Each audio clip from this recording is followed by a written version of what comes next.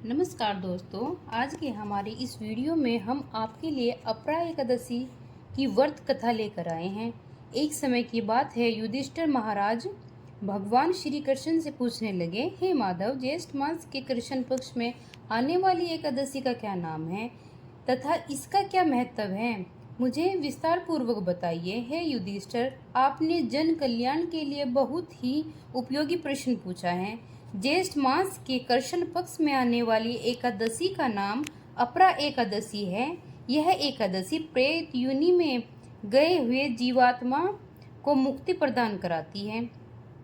इसलिए इस एकादशी के दिन अपने पूर्वजों का ध्यान करते हुए व्रत का पालन करना चाहिए। पुरातन समय में महिध्वज नाम का एक महान राजा राज्य किया करता था। वह बहुत ही धर्मात्मा था। उसके राज्य में प्रजा सुखी पूर्वक निवास किया करती थी। उनका छोटा भाई वर्जध्वज अत्यंत क्रूर और अन्यायी था।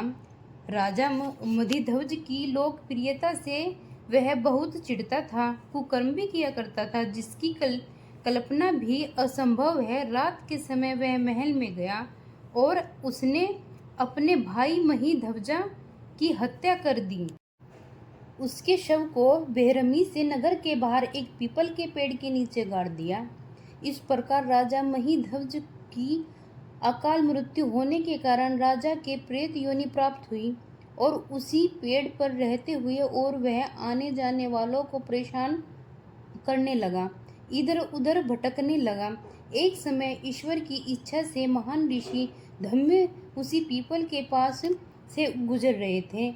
जब उन्हें उस प्रेत के होने की आभास हुआ, अपने तपोबल से उन्होंने उस प्रेत को देखा और यह भी जान लिया कि उसकी यह दुर्दशा कैसे हुई है।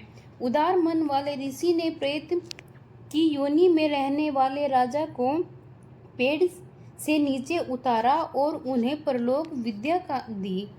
करुणा से वशीभूत होकर ऋषि ने राजा को प्रेत योनि से मुक्ति प्रदान करने हेतु अपरा एकादशी का अनुष्ठान किया और उन्होंने एकादशी का पुण्य फल राजा को अर्पित कर दिया। इस पुण्य फल के प्राप्त होते ही राजा महिध्वज की ये प्रेत योनि से मुक्ति हो गई और वह ऋषि को धन्यवाद देते हुए दिव्य विमान में विराजमान होकर बैकुंठ को चले गए। कथा को समाप्त करते हुए भगवान श्री कृष्ण कहते हैं, हे युधिष्ठिर, जो भी व्यक्ति अपरा एकादशी की श्रद्धा और निष्ठा पूर्वक पालन करता है वह असीमित पुण्य संचित करता है। यह एकादशी ब्रह्मा हत्या, भ्रूण हत्या, धन संचय के का धन, गुरु की निंदा आदि पापों से मुक्ति प्रदान कराती है।